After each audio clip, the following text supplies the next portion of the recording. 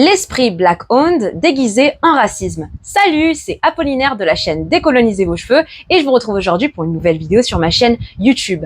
L'esprit black-owned déguisé en racisme. Alors, qu'est-ce que ça veut dire black-owned? Je vous donne une définition.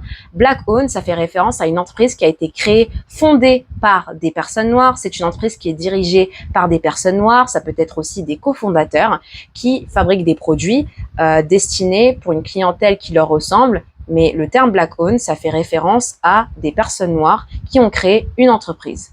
Alors, moi, j'aime beaucoup l'esprit black-owned parce qu'il y a un enjeu de représentation et il y a aussi une question de rassurance pour les consommateurs. Donc, par exemple, quand c'est une marque qui fabrique des produits capillaires, ça me rassure que ce soit des personnes qui me ressemblent, des personnes noires, des personnes afrodescendantes qui ont créé les produits parce que c'est le principe de fait par nous, pour nous. Donc ça, c'est très bien. Mais par contre, là où je pense que les gens se perdent très souvent sur les réseaux sociaux, d'être obsédés par ce concept black-owned et en même temps rabaisser d'autres communautés.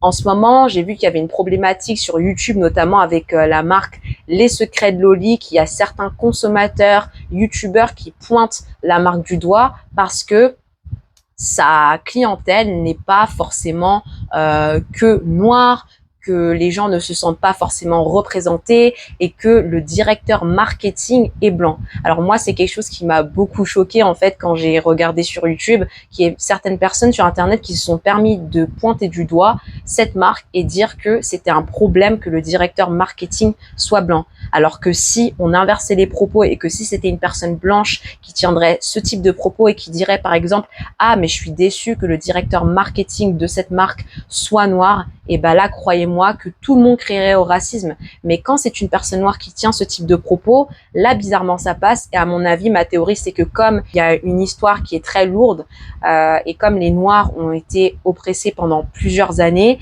et ben en fait, il y en a certains qui se permettent de tenir ce type de propos. Mais à mon sens, ce n'est pas correct parce que quand on rabaisse une personne, point barre. Donc en fait, votre succès, ça ne devrait pas être fondé sur le fait de rabaisser une autre communauté ou rabaisser quelqu'un qui ne vous ressemble pas. Donc à mon sens, c'est absolument pas correct parce que c'est pas comme ça que vous aurez vraiment un réel succès. Le succès, c'est un succès, mais ça se fait pas en rabaissant d'autres personnes. Et à mon sens, c'est là où les gens se perdent parce qu'ils ont tendance à se focaliser beaucoup plus sur la couleur de peau que sur les qualités et les compétences humaines et professionnelles. Voir la couleur de peau noire, c'est pas suffisant pour me faire acheter les produits. Bien évidemment, si je peux soutenir une personne qui me ressemble, je le fais avec grand plaisir et à condition que les produits me provoquent une satisfaction personnelle, que j'estime que ça vaut la peine pour moi de dépenser mon argent pour acheter ces produits-là, parce qu'il faut que les produits soient de qualité, il faut que je suis en accord avec l'image de marque, avec ce que la marque représente. Vous voyez, il y a tous ces petits détails-là qui comptent. Donc la couleur de peau, ce n'est pas suffisant et je pense que c'est dangereux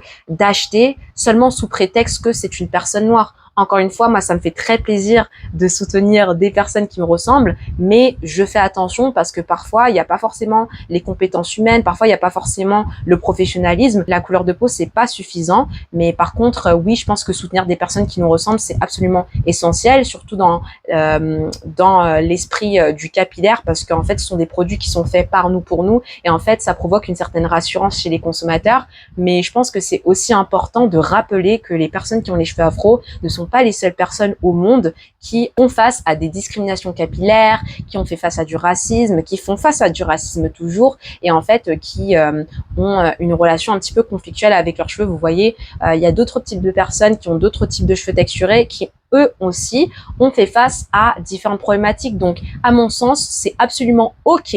Je le répète, c'est absolument ok qu'il y ait différents types de marques pour différents types de besoins. Moi, je pense notamment à la marque Les Secrets de Loli que j'aime beaucoup et puis aussi la marque Evas Air parce que ce sont deux types de marques qui ont été faites par des personnes afrodescendantes, des personnes noires, des personnes de la Caraïbe dont je m'identifie avec eux à 100% parce que j'ai aussi des racines antillaises. Voilà, ils ont une cible très différente, ces deux marques-là, mais je pense que c'est ok parce qu'il y a plusieurs types de consommateurs et ce sont pas toutes les personnes noires qui ont les cheveux afro.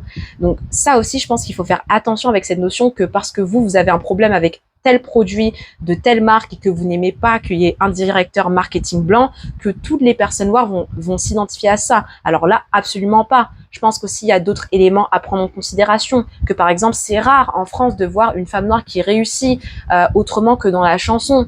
franchement, ça fait du bien. C'est un bol d'air frais de voir des femmes noires qui réussissent dans le domaine capillaire. Ça fait vraiment plaisir de se voir représentées. Donc, si vous n'aimez pas les produits, ne les achetez pas. Mais à mon sens, le succès, c'est le succès. Et le succès n'est pas fait sur le fait de rabaisser d'autres personnes. Parce qu'encore une fois, si ces propos étaient inversés, mais là, ça aurait été le scandale. Il y a vraiment une nuance à avoir et qu'il faut faire attention parce que très souvent, les gens se perdent sur les réseaux sociaux et aiment bien pointer du doigt. Mais moi, j'aimerais aussi vous dire que essayez de faire ce que ces femmes-là ont fait. Parce que il y a la marque Eva's Hair, c'est une marque haïtienne. Il y a aussi la marque Les Secrets de Loli, comme j'ai mentionné plusieurs fois dans cette vidéo. Donc avant de critiquer autant et de dire que voilà, telle marque ne nous représente pas dans leur publication Instagram et que c'est pas une marque qui a été faite pour les Noirs, moi je vous invite en fait à essayer de faire mieux. Je suis très sincère quand je le dis. Si ça ne vous plaît pas, ça peut être légitime, mais dans ces cas-là, essayez de faire mieux parce que en France, c'est rare de voir des femmes noires réussir dans ce type de domaine. Donc moi, je suis hyper reconnaissante qu'on a des produits qui sont faits par nous et pour nous. Et je pense que ce n'est pas un problème que dans une équipe, dans une marque, il y ait plusieurs personnes qui sont pas forcément afrodescendantes. En fait, je ne vois pas le problème parce que il y a des compétences humaines et parfois les compétences humaines, ça va pas forcément être une personne noire qui va l'avoir et je pense que c'est ok. Donc moi j'aime beaucoup le concept black owned, mais j'aime bien aussi en fait les marques qui sont pas forcément que black owned, des marques en fait qui ont plusieurs personnes dans leurs équipes, qui sont pas forcément noires. Moi ça ne me dérange pas. Moi ce qui m'intéresse c'est principalement les produits, la qualité des produits et aussi l'image véhiculée par la marque. Je pense qu'il faut faire vraiment attention, il y a des nuances à avoir. Mais sinon, j'aimerais bien avoir vos avis en commentaire. Qu'est-ce que vous pensez de cette propagande du black owned? Sur ce, je vous dis à très bientôt pour plus de contenu décolonisant. Ciao, ciao!